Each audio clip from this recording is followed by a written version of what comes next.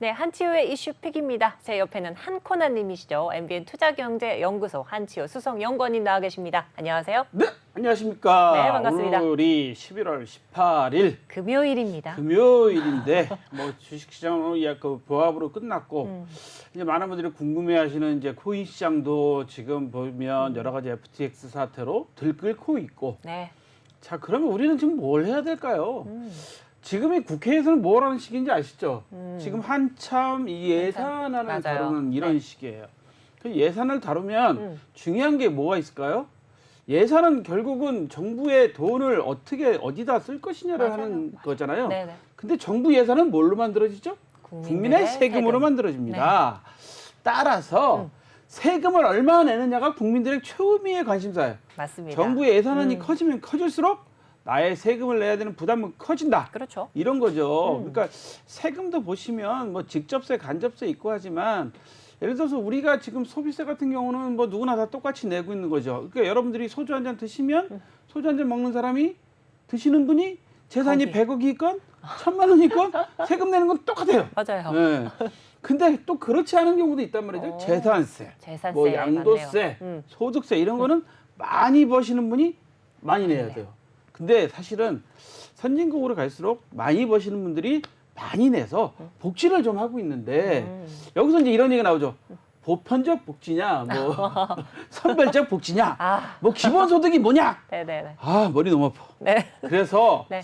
오늘은 저희가 오랜만에 그 세무사님을 모시고 무슨 얘기를 들어볼 거냐. 네. 소득세, 특히 소득세. 양도소득세에 대해서 좀 오. 샅샅이 좀 알아보려고 합니다. 네. 그래서 모신 분이 누구죠?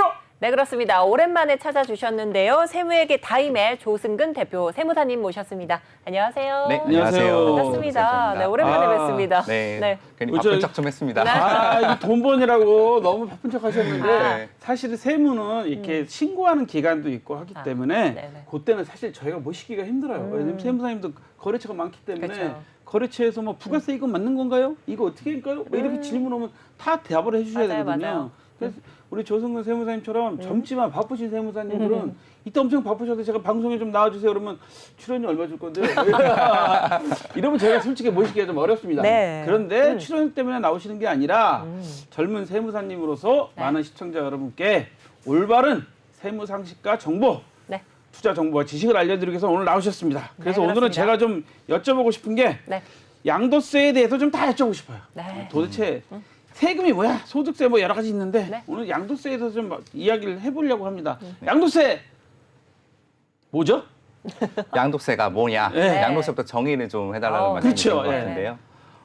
우리가 이제 여러 가지 세금 중에서 제가 지난번에 한번 말씀드렸을 거예요. 세금의 종류는 이제 뭐 사업소득이 있고 그다음에 뭐 부가세라는 것도 있고 여러 가지 세금이 있는 건데 일단 양도세라는 그 명칭에서도 알 수 있다시피 양도를 하는 거지. 내가 갖고 있는 물건에 대해서 양도를 하는 건데 양도를 했을 때 그 양도를 한 차익에 대해서 수익이 발생하면 꼭 세금이 따라가기 마련이거든요. 네네. 그럼 그 양도한 차익에 대해서 세금을 내라. 이런 개념으로 보시면 될 것 같고요. 양도세라는 거는 여러 가지 이제 양도 물건에 대해서 규정을 하고 있어요. 대표적으로 이제 부동산이 양도세에 그렇죠. 해당하는 금액이 될 네, 수가 네. 있고요. 네, 부동산이 양도세 대표적인 걸 보시면 되고 추후에 앞으로 이제 말씀드릴 건데 지금 현재 기준으로는 우리 비상장 주식 그리고 상장 주식 중에서 대주주가 양도하는 주식도 현재는 양도세에 규정이 되어 있습니다. 네. 근데 이제 앞으로 말씀드리겠지만 이게 이제 금융투자소득세로 좀 변경이 될 예정인데요. 네네. 네. 일단 양도는 기본적으로 양도에서 발생하는 이익에 대해서 세금을 낸다. 네. 부동산도 좋고 물건도 좋고 주식도 좋고 네. 이 채권도 좋고 이거를 이렇게 넘길 때 이익이 발생했어. 네. 그러니까 제가 집을 10억에 샀다가 15억에 팔았어. 네. 그럼 5억만큼에 대해서 세금을 내야 된다. 그러신 그렇죠. 말씀이신 그렇죠. 거잖아요. 자, 그러면 양도세 좀 얘기 좀 해봐 주시죠. 뭐 재밌는 이야기. 네. 뭐 요즘에 보니까 뭐 그 누구야 모자? 뭐 그런 얘기 듣던데 알고 뭐죠? 계시는구나. 네. 우리 BTS 혹시 좋아하시나요? 좋아하죠. 저는 잘 몰라요. 좋아합니다. 네. 사랑합니다. 저는 아이 참나 나 BTS 잘 몰라. 사실 저도 잘 군대 간다는 모르는데요. 것만 알아. 안 돼요. 네. 근데 이 이번에- 화제의 주인공이 바로 BTS 네. 막내 정국 아닙니까? 이번에 BTS의 멤버 중에 한 명 정국님께서 네, 정국님. 이제 월드컵에 이제 공연을 가신다고 네, 해요. 네. 그러다 기사를 좀 보다 보니까는 이제 BTS 정국님이 쓰시던 모자에 대해서 좀 이슈 아. 사항이 좀 있더라고요. 이제 기사를 한번 보시면은 외교부에 정국님께서 이제 비자를 발급을 받으러 갔는데 네. 모자를 놓고 온 거예요. 근데 그 외교부 직원 중에 한 분이 이 모자를 습득을 해서 네. 6개월 동안 가지고 있다가 네. 6개월 동안 찾으러 오지 않았으니 어허. 내가 이거 중고마켓에서 팔겠다. 네, 이렇게 올려버린 거죠. 네. 네, 이거는 사실 법적으로는 이제 그 유실물 습득을 한 거기 때문에 주인한테 돌려줘야 되는 게 맞는 거거든요. 그렇죠. 네, 근데 이거를 무시를 하고 판매에서 일정의 양도한 수익을 발생하고자 이렇게 액션을 좀 취했던 거예요. 물론 이 부분에 대해서는 이제 기사도 나오고 그다음에 네네. 자수했다는 얘기도 있긴 하지만은 제가 여기서 말씀드릴 거는 그러면 이제 우리가 뭐 주식이나 부동산 같은 걸 양도해서 발생하는 소득도 있지만은 내 개인 물품을 그냥 중고 마켓이나 아니면 다른 플랫폼을 이용해 가지고 양도를 했을 때 거기서 발생한 수익이 있을 거잖아요. 맞네요. 거기에 대해서 세금이 어떻게 되느냐 아. 한번 말씀드리고자 합니다. 오. 아니, 이거 저기 뭐야 잊어버린 거 안 돌려줬으면 점유율 이탈 횡령죄 횡령. 뭐 이런 거 걸리는 거예요 원래. 일이 커졌네요. 그 점유율 진짜. 이탈 횡령. 제가 예를 들어서 어. 방송국에다 핸드폰을 놓고 갔는데 제가 딴 사람이 신고하지 않고 이걸 뭐 갖고 가버렸어. 그럼 제가 신고하면 이 사람 저한테 안 돌려주고 이러거나 아니면 경찰서에 신고하지 않으면 이거 내가 주웠습니다. 뭐 그러니까 돌려주세요. 아니면 방송국 우리 피디님한테 제가 이거 습득을 했는데 주인을 좀 찾아주세요. 이렇게 하고 네. 하지 않았으면 점유율 이탈 횡령죄로 횡령죄. 와. 법에 그 저촉돼서 그 감방 가요. 그렇죠. 잘못하면. 그래서 여러분들 그 아시잖아요. ATM 기계에 앞에 사람이 놓고 간 카드 뭐 돈 이런 거 지갑 그냥 뭐 아무 이런 생각 거. 지갑 이런 거 잘못하시면 큰일 납니다. 큰일 납니다. 근데 이분이 지금 공무원이 이랬다는 거 아니야? 지금 모자 난 정국이라고 그래갖고 정국이 우리나라 요즘 시국 정국이 어떻게 되는지 뭐 그렇게 정국으로 생각했는데 BTS 그게 멤버. 아니라 BTS 멤버가 그 모자를 깜빡 놓고 왔으면 뭐 전화를 해서라도 그 전화번호 있을 거니까 올린다든가 파출소에 신고를 했어야지. 아니면 이 말이야. 뭐 소속사에 연락을 취할 수도 했을 있죠. 거나. 뭐 그런 네. 것도 아니고 그냥 파출소에 갖다 주면 돼요. 이거 누가 지금 와서 지금 놓고 그러니까 갔는데. 어떻게든 액션을 취할 수도 있었는데. 그리고 일정 기간 제가 알기로는 일정 기간 지나서 주인이 안 나타나면 습득한 사람한테 줘. 맞아요. 그리고 돈도 말해요. 맞아, 그거 맞아요. 나면 일정 부분 돌려주게 되는데 골치 아픈데 이 양반은 왜 이런 당 X 마켓에 내놨을까? 그러니까요. 그죠? 그럼 이거 얼마예요? 얼마? 이거 도대체 이 사람이 지금 얼마에 팔려고 지금 내는 거예요? 이 사람이 이제 판매 금액을 1,000만 원에 올린 걸로 제가 모자를 알고 있어요. 1,000만 원에? 모자를 1,000만 원을. 네. 이런- 정국님이 쓰셨으니까 프리미엄이 붙는다라는 아. 차원에서 1,000만 원 올린 것 같은데요. 냄새 날 텐데. 혹시 중고 거래를 하신 적 있으시죠? 네네 있죠. 판매를 하시면서 만약에 이제 이익을 봤다. 여기다 세금 내보신 적 있으세요? 어, 뭐 생각을 해보시거나? 아니 아니요. 중고를 파는데 네, 무슨 세금을 그러니까. 내시면 네. 오히려 감가상각이 돼갖고 오히려 돈을 더 받아야지. 감가상각이 됐기 때문에 그걸 돌려줘야 되는 거 아니에요? 그렇죠.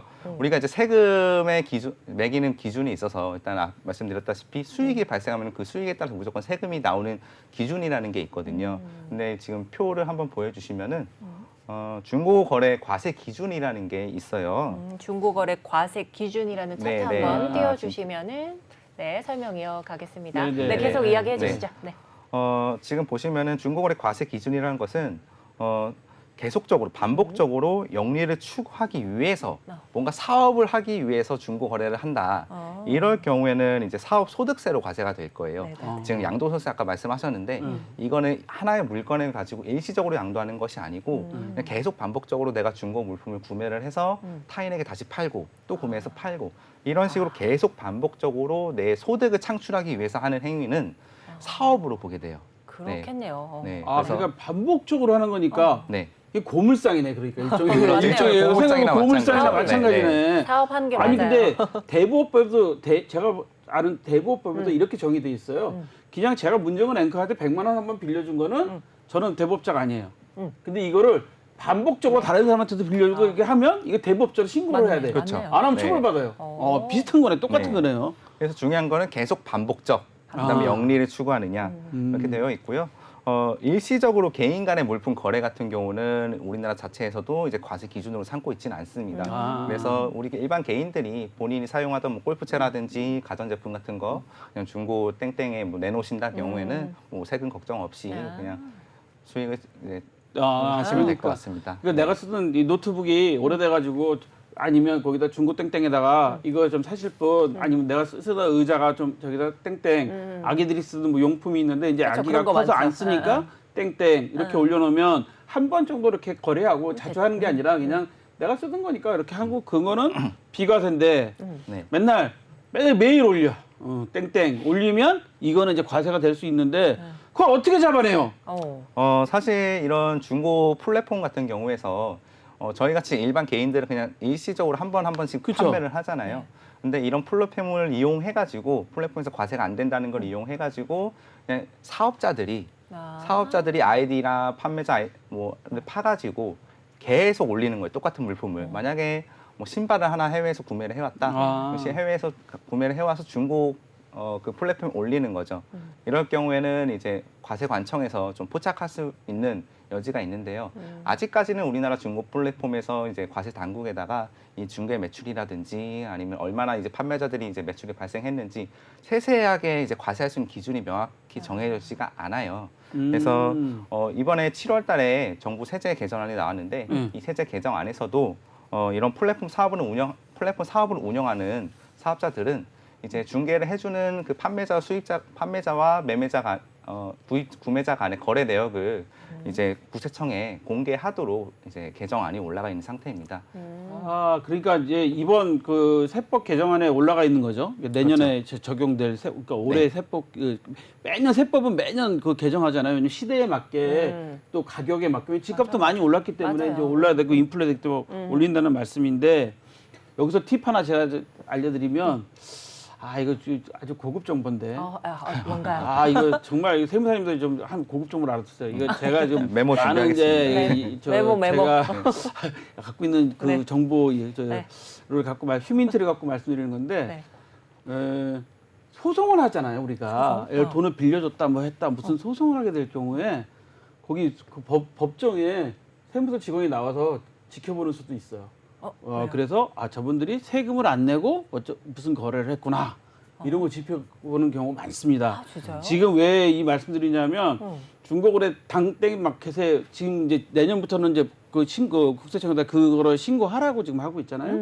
그럼 이제 앞으로 이제 그동안 이제 안 하셨던 분들이 신고되면 이제 자기가 신고하면 이제 되는데 세무당국은 세금을 좀 이렇게 철저하게 감시해야 되기 때문에 그런 것도 하고 있어요. 그래서 이제 7월 달부터 이 당땡 마켓에 아예 본인의 업종으로 하시는 분들은 정말 이제 신경 쓰셔야 돼요. 내년부터는 이거 자칫하면 그동안 과거 했던 것까지 많이 자료가 나온다. 세금 엄청 나고. 그렇죠. 그죠? 네. 그러면 그러면 우리는 이제 안 내도 되는 거죠? 저는 한 번 팔았으니까. 그렇죠. 한 번 팔고 일시적으로만 하시면은 괜찮습니다. 아하, 그런 게 있는데 그럼 중고 거래를 하시는 분들 그러니까 중고차는 세금 내잖아. 중고차는 세금 내게 되잖아요. 일반적으로 이제 사업자가 사업을 하기 위해서 중고차를 구매를 해서 나중에 다시 팔 경우에는 이제 장부상에다가 그 판 금액이 이익으로 잡히게 돼요. 그럼 그 이익에 대해서는 또 소득세가 같이 부과가 되는 경우가 있고요. 일반 개인이 그냥 사업을 하지 않는 그냥 근로소득자가 그냥 차를 매매를 할 때는 이제 별도의 이제 세금은 안 나온다고 보시면 될 것 같습니다. 그렇지. 네. 이제 아시겠죠? 네. 내가 중고차 상이면 세금을 내야 되지만 내가 그냥 차를 판다. 근데 이미 감가상각이 이루어졌단 말이에요, 차가. 그렇기 때문에 그건 세금을 안 낸다. 그러신 말씀인 거죠. 중고차 매매상은 당연히 이제 내야 되는 거고. 재고를 판 거잖아요. 그쵸. 네, 그건 당연히 내는 건데 만약에 제가 음식점 사업을 하고 있다고 할게요. 근데 뭐 트럭이 필요하니까 트럭을 그렇죠. 매매를 썼어요. 네. 쓰다가 한 1,000만 원에 다시 팔았다고 저한테 할게요. 팔았어요. 네. 그럼 1,000만 원은 제 이익으로 잡히는 거예요, 다시. 네. 근데 사업 관련된 매출 관련된 이익이 아니고 영업 외 이익으로 잡히게 되는 거죠. 네.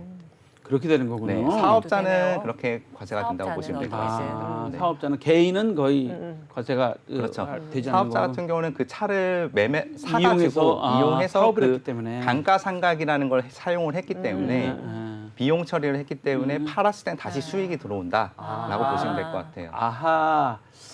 이 세금의 이해했습니다. 원리를 잘 알아야 돼.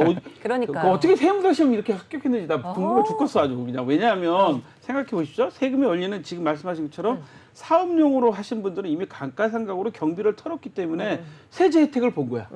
근데 개인은 그거를 세제 혜택을 안 받기 때문에 그냥 매각을 하셔도 맞아. 세금이 없다. 아하. 그거네요. 이제 원리를 오. 아시면요, 여러분 세금이 쉬워요. 맞아요. 근데 원리를 모르니까 우리는 참 좀 어렵습니다. 그렇죠. 자, 그러면 요즘에 보면 제가 그 말씀하신 이런 양도세 요거 이제 중고품이란 말이야. 근데 우린 주식 뭐 마감 증시 출발 코인이야. 네. 그럼 지금 말이죠. 뭐 코인은 나중에 차지해 치고라도 요즘에 한참 뜨거워. 맞아요. 여야가 뜨거워. 맞습니다. 예, 여야가 뭘로 뜨거워요? 그 주식에 주식 뭐 거래를 이태원 할 때 참사 이런 걸로 뜨거운 게 아니라. 그거를 배제하고 이제 예, 우리 주식 돈, 거래와 예, 관련해서. 주식 거래, 예, 금융투자세 뭐 이런 것 때문에 지금 엄청나게 뜨거워요. 지금 맞아요. 제가 들어오기 직전에 뉴스를 보니까 뭐 여당에서 어떻고 야당에서 어떻고 막 엄청 싸워요. 이 금투세가 뭐예요? 일단 금융투자소득세라는 게 이제 정부 개정안으로 나와가지고 23년부터 원래는 시행이 될 예정이었습니다. 일단 금융투자소득세가 뭔지 한번 제가 좀 살펴보도록 예. 하겠습니다. 여기서 표에서 보시다시피 금융투자소득세라고 네.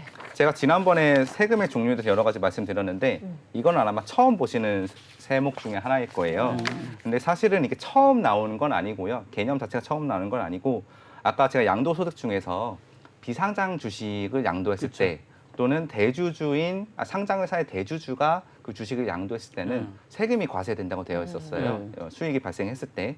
근데 이게 원래는 금융투자소득세라는 구분에 있던 것이 아니고 양도소득세라는 양도소득세에 구분이 되어 있었던 거예요. 그게 양도소득세에서 금융투자소득세로 옮겨갔다. 일부가 옮겨갔다라고 생각하시면 될 것 같아요.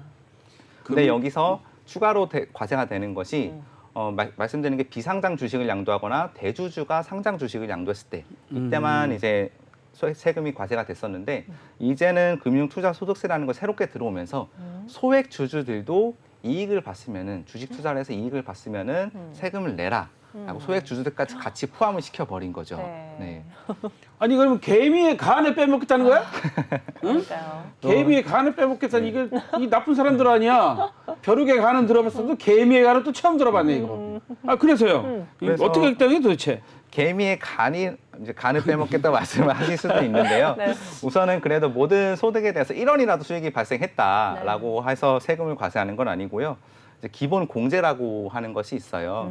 이제 국내 주식이나 국내 주식형 펀드에서 발생한 소득이 5천만 원 미만인 경우에는 5천만 원을 다 공제를 해줘요. 네. 그래서 과세가 되지 않고요. 아. 그리고 해외 주식이나 비상장 주식, 채권 같은 경우는 250만 원까지 수익이 발생하면은 250만 원 공제를 해줘가지고 과세가 되지 않는 구조라고 보시면 될 것 같습니다. 그러면 국내 주식은 5천만 원, 해외 주식은 250만 250만 원. 네. 그러면 서학개미들은 어떡하라고? 그렇게 되네요. 이거 서학개미들 이거 저 미국 주식 투자하지 말라는 소리예요?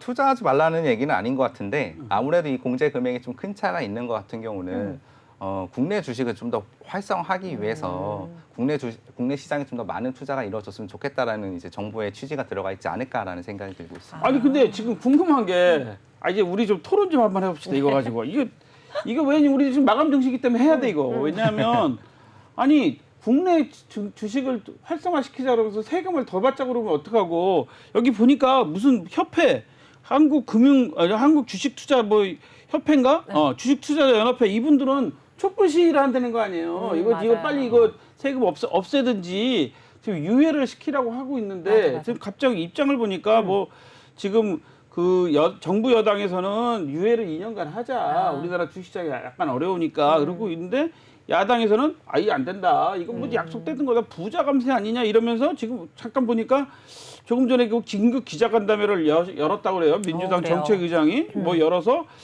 그러면 거래세를 뭐 낮추자는 건 하겠는데 뭐 증권거래세 낮추는 거는 뭐 후퇴하기 어려운데 그 대신에 그 양도세를 완화를 하는 거 철회하면 2년간은 유예하겠다는데 양도세 완화라는 게 뭐 10억에서 100억으로 그 거래를 기준은 비과세금을 올리겠다. 그래서 뭐 초부자 감세다 그러는데 이거 솔직히 말해서 이거 어떻게 일을 해야 돼요? 이 세무사님 입장에서 네. 도대체 세무사님 주식 투자 하시죠? 네. 솔직하게 하고 있습니다. 말씀하세요. 예, 그러니까 하고 있지만은 이 정도는 아니잖아. 우리가 솔직히 우리가 이 정도는 뭐 이렇게 하는 건 아닌데 네. 도대체 이거 어떻게 받아들여야 되는 겁니까? 네. 사실은 이제 이런 금융투자소득세가 새롭게 개정이 된다고 의견이 나왔을 때 저는 사실 해당이 될 거라고 생각하지 않았어요. 왜냐하면 저는 손실을 보고 있기 때문에. 근데 아까 말씀드린 바와 같이 5천만 원 이상의 소득을 본 사람들만 소득을 과세가 될 거예요. 뒤에서 말씀드리겠지만은 네. 세금이 그렇게 엄청 많은 부분은 아닙니다. 다만 이제 대주주나 이제 많은 이익을 보는 사람들이 세금이 부과가 된다 그러면은 저는 아마 시장 자체가 조금 더 둔화가 되지 않을까, 투자에 대해서 위축 심리가 더 많이 들어가지 않을까라는 생각이 들거든요. 그래서 많은 이제 한국 주식 투자자 연합회라든지 아니면 일반 우리 개미들이 어느 정도 이제 반대하는 이유는 제 입장으로 봤을 때는 세금을 많이 낸다는 입장에서가 아니고 우리 주식 시장 자체가 이 세금을 과세하는 걸 인해 가지고 이제 투자가 좀 많이 위축되고 그러면서 주식 시장이 더 하락세를 더 가지 않을까라는 생각 때문에 이제 반대를 하지 않을까라는 제 개인적인 그러니까 시장이 의견입니다. 위축되는 게 영향이 더 클 거라는 게 그렇죠. 세무사님의 네. 의견이죠. 이건 저희 세무 전문가의 의견이신 네. 거고. 저도 이렇게 생각해 보니까 그럴 것 같아요. 사실 뭐 많이 버시는 분들이 많이 내시는 건 너무나 당연하고 대주주들 보면 뭐 코스피 1%, 뭐 코스닥 2%, 코넥스 4% 뭐 이런 기준으로 갖고 있어서 뭐 아니면 10억 이상 투자 뭐 이런 현행은 지금 그런 분한테만 지금 하고 있는데 맞아요. 지금 이제 5천만 원 이상은 다 넘어간다 한다 그러면 제가 예를 들어서 이거 문제가 뭐냐면 제가 진짜 투자를 잘해갖고 상한가 한 3번 친구를 맞았어. 그럼 뭐 예를 들어서 2천만 원 투자해서 상한가 3번 맞으면 홀떡 넘어가잖아요. 그쵸, 그쵸. 네. 그러면 이거 세금 내야 되는 거예요. 그죠. 그러면 내가 열심히 투자할 솔직히 말해서 개인 투자다. 우리 개미란 말 안 쓰니까 내가 개미의 간이라고 하는 건 사실은 그런 표현들을 많이 하시니까 그런데 사실은 개인 투자 입장에서는 내가 열심히 투자할 필요가 뭐 있나? 의욕이 5천만 떨어질 것 원 같아. 비면 그리고 떨어지면 돈 주나? 그런 거 있잖아. 맞네요. 네. 상대적으로 떨어지면 정부에서 뭐 그거 공제해 주나? 그런 그- 것도 없고. 있습니다. 있어요? 있어요? 지금 현행 개정법에서는 나와 있지는 않은데요. 이제 민주당에서는 이제 지금 현행법 나와 있긴 하지만은 네, 결손이 이제 발생을 하게 되잖아요. 우리가 손실을 보게 되면은 그 손실된 금액만큼 차감해서 이제 과세가 되도록 되어 있습니다. 차감해서. 네, 근데 민주당에서는 이제 우리가 시행을 할 때 23년부터 시행을 하기로 지금 안이 되어 있는 거잖아요. 그쵸. 네.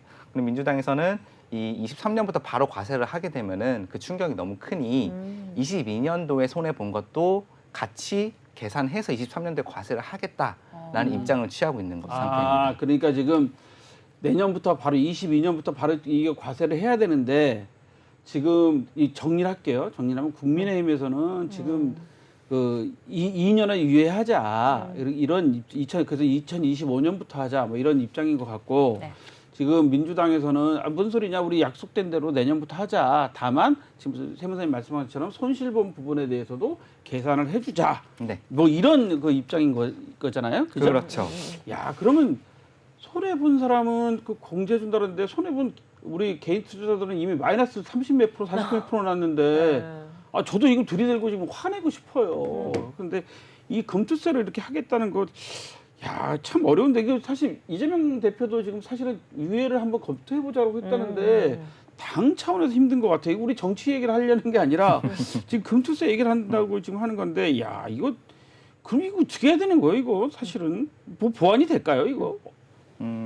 제 개인적인 의견으로는 우리나라 이제 금융투자소득세가 너무 단위 세율로 좀 구성이 되어 있지 않나 싶어요. 이제 우리가 이제 주식을 이제 전업으로 투자하시는 분들도 계시잖아요. 그쵸. 네. 그분들은 사실상 이제 투자자일 뿐이면서 이걸 가지고 사업자죠. 사업을 하시는 그렇지, 분들은 그렇지, 마찬가지예요. 그렇지. 네, 그분들 같은 경우에는 일반 개인 사업소득세로 과세가 된다 그러면은 많이 벌면 벌수록 누진세율 과세가 돼가지고 그렇죠. 많이 벌면 벌수록 세금이 많이 구조가 되어 있는데 이거 같은 경우는 금투세 같은 경우는 너무 딱 단일로 되어 있어가지고 이제 과세 계층 간에 좀 형평성이 너무 없지 않나라는 좀 의견도 있고요.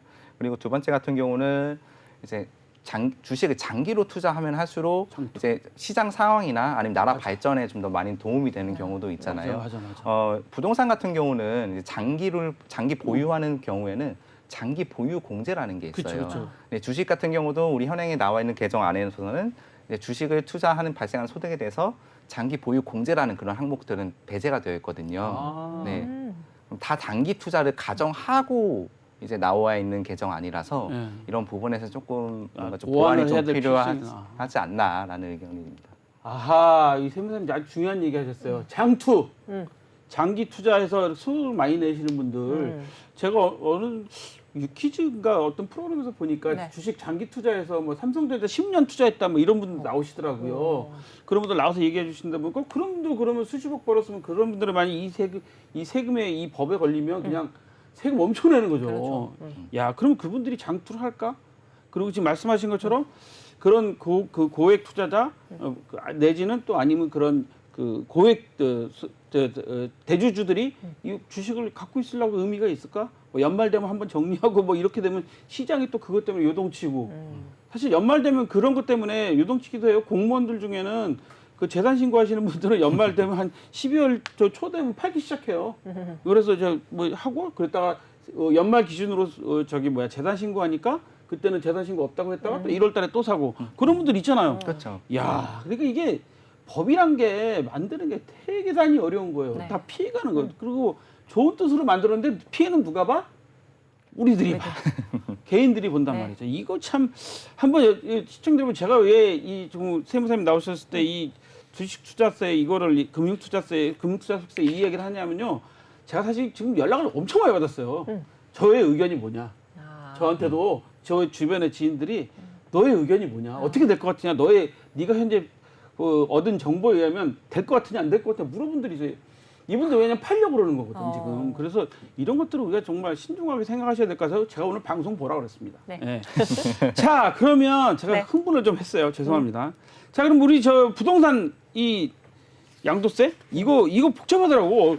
어느 세무사님들은 요즘 너무 특히 그 문재인 정부 5년 동안은 그 세법이 정부 부동산 대책에 너무 많이 숨을 몇 번 넣어가지고 나 이거 복잡해서 아예 양도세 취급 안 해요. 그런 세무사님들도 있으시다면서요. 네, 실제로도 있고요. 제 주변에도 있고 저는 아직 손을 놓진 않았지만은 너무나 복잡하기도 하고 한번 의뢰가 들어왔을 때는 바로 즉답해드리는 경우가 거의 없어요. 네, 왜냐하면은 이제 그 문재인 정부 들어와서부터 너무 많이 바뀌기도 했었고 그리고 어느 시점에 샀냐 그리고 그 시점에 뭐 조정 대상 지역에 있었냐 아니면 이게 주택이 맞냐 아니냐 세대냐 아니냐 1세대냐 아니냐 이런 부분에서 너무나 판단할 사항이 많기 때문에 네 그래서 저도 쉽게 답변을 해드리지 못하고 많은 시간을 투자해가지고 답변을 드리고 있습니다. 그 양도세 그 전문 상담하실 때 돈 많이 받으셔야 되겠네 상담료를. 그러니까요. 그럴 수밖에 없죠. 왜냐하면 이게 너무 복잡해. 그래서 오히려 안 하시는 그러니까 나 이거 양도세는 취급 안 해요. 그런 세무사님도 있단 말이에요. 왜냐하면 의사들도 전문 과가 있듯이 세무사님들도 뭐 잘하시는 과 사실은 그 주특기들이 있으시니까 맞아요. 그럴 수 있는 거야. 근데 야, 그 정도예요? 그렇게 복잡해요? 네, 그렇게 복잡할 뿐만 아니라 한번 판단을 했을 때 판단이 잘못됐을 때 위험성이 너무나 큰 세금이에요. 아, 그렇지. 예를 들어서 뭐 지금 강남에 아파트가 40억까지 갔는데 내가 처음 살 때 10억이었어. 그럼 30억 중에서 양도세를 내야 돼. 뭐 경비 빼고 하더라도 20억에 대해서 뭐 25% 내라고 하면 얼마야? 한 5억 내야 되잖아. 금액이 너무 크네. 그렇죠. 근데 그거 잘못 신고했다가 정정하는 방법은 없어요? 잘못을 정정하는 방법이 있는데요. 만약에 우리가 세금 신고를 해가지고 더 많이 신고를 했다라고 이제서야 깨달은 깨닫어. 거예요. 네, 네. 이제 한 2년 있다가 깨달았어요. 네. 그러면은 그 세무사님 통해서 아니 다른 세무사님 통해 가지고 경정 청구라는 제도가 있어요. 네. 경정 청구라는 것은 내가 세금을 더 냈으니 이제 내가 원래 냈어야 할 세금만큼 돌려달라라는 환급 제도라고 보시면 될 것 같습니다. 네. 네. 아하, 그렇구나. 그러면 저 경정 청구는 몇 년이면 할 수 있는 거예요? 그것도 그 법 저기처럼 시효가 있는 겁니까? 네, 경정 청구도 시효라는 게 있어요. 이제 시효가 없으면은 뭐 20년 전에 내가 잘못 신고한 세금 같은 그쵸, 경우 그쵸, 지금 와서 그쵸. 청구를 할 수도 있는 그쵸, 거잖아요. 그쵸. 그래서 기본적으로는 5년이라고 생각하시면 될 것 같습니다. 5년. 네. 기본적으로 5년 생각하시면 된다. 경정 청구는. 네. 그러니까 5년이 시효야, 시효. 이렇게 네네. 생각하시면 될 것 같습니다. 와, 이거 진짜 어려울 것 같아. 근데 내가 세금을 잘못 신고했으니까 세금을 더 낼게요. 이러는 사람은 절대 없을 거고. 맞아요. 그렇죠. 대부분의 네. 모든 분들이 근데 세금을 더 많이 냈으니까 이거 다시 한번 해주세요. 자, 그러면 이게 지금 어떻게 요즘에 그 비과세를 절세할 수 있는 겁니까? 양도소득세는? 이제 대부분의 양도소득세는 이제 주택 관련해 가지고 많은 이슈가 있는데요. 이제 제가 아까 리스크가 많이 큰 부분이 있다고 말씀드렸잖아요. 네. 가장 큰 리스크는 이제 이 주택을 양도했을 때 비과세를 받을 것이냐 안 받을 것이냐 여기서 리스크가 많이 결정이 돼요. 아. 네. 만약에 비과세를 받는다 그러면 세금이 0원인데 이거 잘못 판단해가지고 세금이 막 3억, 5억 이렇게까지 나와버릴 수 있는 상황인 거죠. 아, 네. 그래요? 네. 이거 왜 이렇게 이거 복잡한 거예요? 이제 지금 아까 지금 설명을 들어보면 뭐 조정 대상이냐 아니냐, 뭐 거주를 해야 되냐 안 해야 되냐, 뭐 거주 조건이 있으니까 막 복잡해지고 막 이렇던데 이거 어떻게 이거 어떻게 봐야 돼요? 그래서 이제 비과세 요건이 어떻게 되어 있는지 제가 표로 보고 잠깐 설명해 드리도록 하겠습니다. 보시면은 1세대 1주택 비과세라고 저희가 표시를 해놨잖아요. 네. 바로 첫 번째부터 보실게요. 1세대, 하나의 세대가, 한 세대가 1주택을 갖고 있어야만 비과세가 된다는 뜻이고요. 보시면은 거주자인 1세대가 국내 1주택을 소유할 것, 그리고 두 번째는 소유만 하고 바로 단기에 팔아버리거나 그러는 상황은 아닌 거고요. 그럼 단기 투자자잖아요. 네, 소유를 하면서 두 번째로는 기본적으로 2년 이상 보유를 해야 2년 이상 보유를 하고 팔아야 비과세 요건에 해당이 된다고 볼 수 있습니다. 근데 그 밑에서 더 중요한 거는 여기서 판단이 많이 갈리고 그다음에 조정 대상 지역이냐 아니냐에 따라서 많이 달리는데요. 복잡하다 말씀드렸습니다. 네네네. 2017년도 8월 3일 이후에는 네. 조정 대상 지역에 있는 주택을 취득할 경우에는 보유를 2년 이상 할 뿐만 아니라 거주도 이 2년 주택에서 2년 이상을 해야 하고 나고 주택을 팔아야 비과세를 받을 수 있도록 개정이 됐습니다. 아하. 네. 2017년 8월 3일 이후. 2017년 네. 저 8월 3일 이후에는 집을 사신 분들은 조정 대상 지역에 있는 있으면 주택을 취득했을 지금 경우. 보유 기간이 2년, 거주 기간이 그때 또 2017년 8월에 조정 대상이 어딘지를 또 찾아야 되겠네 그러면. 그렇죠. 아이고, 그래서 어려워라. 이제 물건을 한번 제가 등기를 다 떼보고 네. 조정 대상 지역도 떼보고 네. 그다음에 그 취득한 시점에 조정 대상 지역인지 아니었는지 아니면 좀 판단을 해야 되고요. 그리고 조정 대상 지역도 계속 변경이 되고 해제가 됐다가 맞아요. 다시 지정됐다가 맞아요. 이런 경우가 많기 때문에 네네네. 한 번에 바로 말씀드릴 수가 없는 부분이 이런 부분 때문이에요. 그럼 뭐 이게 확인해야 될 서류나 뭐 그 문서가 엄청나게 많겠네. 아우, 어마어마. 엄청나게 많습니다. 예를 들어서 이제 가장 이제 판단이 좀 많이 들어가는 부분은 1세대냐 아니냐 이런 부분도 좀 판단 의견 들어갈 수가 있어요. 1세대. 네. 맞네요. 사례를 하나 말씀드리면 네. 이제 단독주택이 있는데 1층, 2층을 같이 이제 사용하고 있어요. 네. 형하고 동생하고 사용하고 있는데 이 부분을 형하고 동생하고 같은 세대로 볼 것이냐 아니면 단독 형 따로 동생 따로 이렇게 단독 세대로 볼 것이냐 여기에 대해서 다툼이 좀 많이 있는 경우도 있어요. 복잡하다. 네. 그러면 형하고 나하고 이제 주민으로 같이 있으면 안 되겠네. 같이 있어도 되는데 네. 사실관계를 저희는 따라가거든요. 사실관계. 네, 사실관계. 아까 결혼해서 이렇게 뭐 따로 사느냐 뭐 이런 것. 네, 아. 주민등 주소지는 같지만은 네. 실제로 양가가 다 결혼을 했었고 음. 그리고 생활비 같은 경우도 본인이 번 따로. 수입에 의해 가지고 카드 생활하고 공과금 다 내고 각자 생활을 했었고 확실하게 이제 출입구도 따로 두 개가 있고 뭐 침실이나 이런 것도 다 본인들이 따로 따로 있고. 생활할 수 있는 구분이 다 정해져 있다 그러면은 이거는 단독 세대라고 볼 수가 있습니다. 네. 그래서 실제로 조사를 나올 경우에는 미리 사진도 다 찍어가고 현지 조사도 하고요. 항공 사진까지도 보는 경우도 있고요. 네. 그 실제로 지금 그 처리해 보셨으니까 지금 말씀해 주시는 거잖아요. 네, 처리한 건들이죠. 네. 이거 골치 아프셨을 네, 것 참 같습니다. 방송에서 쓸 수 없는 용어가 있기 때문에 말씀을 드리는데 엑스엑스가 어렵습니다. 야, 그리고 또 그런 경우에 또요. 그리고 이제 1주택이냐 아니냐에도 1주택. 이제 이슈가 많이 발생을 하는데요. 요새 대표적으로 말씀드리면은 이제 임대주택을 갖고 임대사업자를 내고 임대주택을 그렇죠, 주고 그렇죠, 계시는 그렇죠. 거잖아요. 네. 이 임대사업장 주택까지 포함해가지고 주택수를 계산해야 되냐? 아니면은 이것까지 임대주택은 임대사업자 등록을 했기 때문에 내가 그냥 주택으로 보지 않고 내가 살고 있는 재산으로, 주택만 네, 주택으로 보겠다. 이런 판단의 문제가 좀 들어가는 것도 있거든요. 이거 지금 말씀드리니까 그러네. 이거는 진짜 이슈가 진짜 크게 되겠네. 왜냐하면 내가 집을 세 채가 있는데 네. 예를 들어서 내가 사는 집은 그대로 있지만 나머지 두 채의 집에 대해서는 내가 그 임대사업자 신고를 했기 때문에 네. 이거는 뭐 나는 1주택이나 이건 임대용으로 이미 갖고 맞아. 있는 거야. 난 사업용이야. 이렇게 하면 이게 또 분쟁의 소지가 있다는 거잖아요. 그렇죠. 그래서 이제 법적으로는 이제 이거를 비과세 주는 혜택이라는 게 있는데 네. 지금은 제가 1세대 1주택 비과세를 말씀드리지만은 방금 말씀드린 임대주택 관련해서는 거주주택 비과세라는 규정이 있어요. 거주주택. 네, 거주주택 거주주택. 비과세. 그래서 내가 거주하고 있고 나머지 주택은 임대사업자 등록을 내고 정상적으로 임대를 주고 있다. 그럼 내가 거주한 주택을 양도했을 때는 비과세를 받을 수 있는 거주주택 비과세하는 규정이 또 따로 있습니다. 이거 참. 네. 이거 진짜 점점점 어려워지고 있어. 지금 말씀 드릴 때마다 이제 정리를 한번 해볼게요. 네. 1주택이냐, 일가구 그러니까 1세대냐, 그 다음에 1주택이 맞냐, 또 이거 거주냐 아니냐, 맞아요. 뭐 조정 지역이냐 아니냐. 맞아요. 네. 그리고 언제였냐. 그렇죠. 지금까지. 언제였냐. 네. 네. 그리고 뭐 실제로 대금이 왔다 갔냐 안 아니냐. 그러니까 대금 왔다 갔다 했냐면 네. 이거 그냥 현금 주고받으면 안 되고 다 통장으로 왔다 갔다 해야 되겠네. 그런 증빙을 당연히 남겨주셔야 되는 거고요. 네. 아하. 그리고 이제 원래는 고가 주택을 양도했을 때는 비과세를 받지를 못해요. 고가 주택이라는 게 뭐예요? 고가 주택이라는 것은 양도가액이 9억 원 이상, 아하. 9억 원 이상의 고가 주택이라고 과거에는 그렇게 되어 있었는데 네. 올해부터는 고가 주택 기준이 많이는 아닌 것 같고 상향이 좀 되긴 했습니다. 얼마나 네, 상향됐어요? 9억에서 12억 원으로 상향이 됐습니다. 그게 그거네. 왜냐하면 3억 정도? 작년 그동안에 집값이 얼마나 많이 올랐어요. 우리 젊은 MZ세들, 젊으신 분들 30, 40대들 막 거의 영끌. 요즘에 이자 때문에 다들 힘들어하시지만 영끌에 집들을 많이 사셨는데 집값 많이 올랐잖아요. 농담으로 누가 그러더라고요. 저기 송파구나 강동구는 저 강남 3구 얘기하지 마세요. 그랬더니 왜 그러냐 그랬더니 저 40억 이하로 집값 떨어지면 얘기하지 말라고 농담처럼 그런 얘기 하시는데 와 그렇군요. 네. 그러면 또 이제 어떤 게 또 있어요? 또 세금을 또 전략하려면 조정 대상 지역 이런 거 이게 뭐예요? 조정 대상 지역이? 조정 대상 지역이라는 것은 이제 국토교통부에서 이제 부동산 거래가 너무 이제 고가로 이제 뛰고 있으니까는 이 조정 대상 지역이나 이 투기 과열 지구라는 걸 지정을 해가지고 어느 정도 규제를 하겠다는 취지에서 이제 지정을 해주는 거예요. 네네. 근데 이런 부분이 이제 세금까지도 같이 연결을 해가지고 단기 투자자 하지 마. 그리고 이제 실제 소유하고 거주할 사람만 주택을 좀 거래를 하고 매매를 해.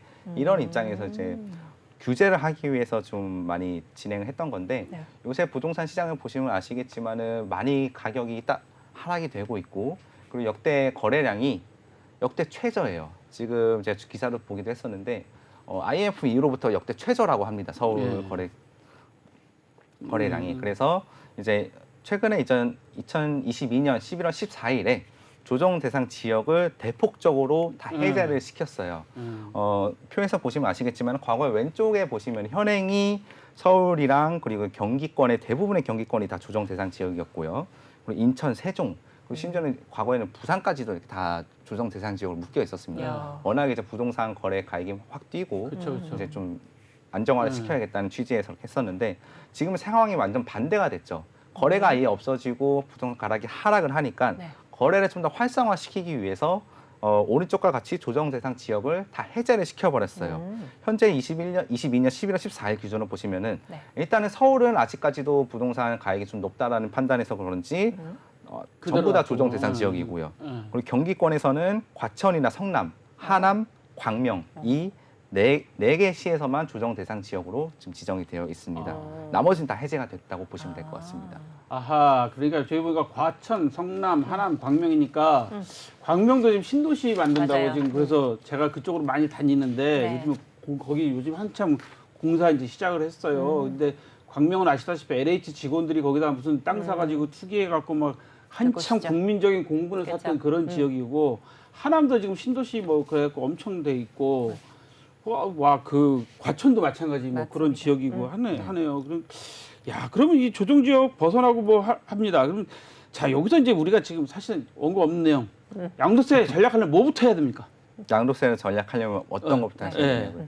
우선 같은 경우는 일단 증빙을 잘 모아두셔야 돼요. 증빙. 대표적으로 양도세를 미리 이제 내가 언제 양도를 하겠다라고 계산해서 오시는 분들도 있으시지만은 그냥 갑자기 살고 있는 집들을 갑자기 처분하거나 아니면 결혼을 했다거나 이사를 가야 된다거나 이런 식으로 오시는 분들도 계시거든요.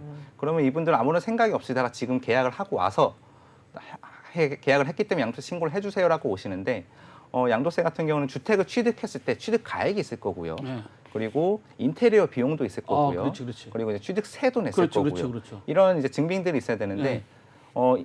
거기서 가장 증빙이 없는 부분은 어떤 것이냐면은 인테리어 같은 게 증빙이 없어요. 집수리하고 그럴 때 네. 인테리어 비용 이런 것들. 네. 그 현금 주면 싸게 해준다 그러니까. 네. 예. 처음에 아니에요. 우리가 집을 매매 계약을 하고 나서 네, 그렇죠. 리모델링이나 주로 대폭적으로 많이 하죠. 인테리어를 네. 하시면 그게 수천만 원에서 억대까지로 갈 수가 있는데 그렇죠. 이제 인테리어 하시는 분들께서 이제 뭐 현금 좀 네, 싸게 현금 준다. 주시면은 싸게 이제 좀 준다. 어느 정도 해주겠습니다. 이렇게 해가지고 맞아요. 증빙 없이 맞아요. 현금 영수증 없이 이제 지급을 하시는 경우도 있어요. 음. 근데 이걸 양도세 신고를 할 때 우리가 세금을 절세하기 위해서는 취득가액이 높아야 되는데 인테리어 비용이 증빙할 게 없으면은 좀 취득가액을 높일 수 있는 방법이 없다라고 아, 보시면 될 것 그렇군요. 같습니다. 네.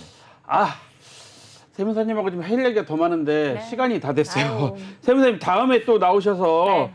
요 세금 문제로 좀 샅샅이 좀 정보를 좀 주세요. 시청자 여러분들이 엄청 궁금해하십니다. 그죠? 맞습니다. 세금은 내가 내야 될 돈이기 때문에 엄청 궁금해하십니다. 맞아요. 오늘 양도세 얘기는 여기까지입니다. 네, 그렇습니다. 오늘 소득세부터 금투세, 또 양도세, 비과세까지 다채롭게 살펴주신 이 세무회계 다임의 조승근 대표 세무사님 도움 말씀 감사드립니다. 네, 감사합니다.